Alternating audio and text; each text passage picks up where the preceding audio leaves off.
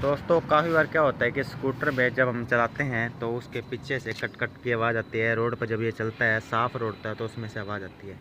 होता क्या है कि इसमें ये जो लाइनें होती हैं, इसमें या बजरी फंस जाती है या हम पंचर लगवाते हैं तो पंचर का वो होता है, तो वो रोड के साथ होके तो उसकी आवाज़ आती है। जब हम ऐसे चलाते हैं तो कोई आवाज़ नहीं आती, लेकिन जब हम नीचे उतार के रोड पर चलाते हैं तो तब उस टाइम आवाज़ आती है।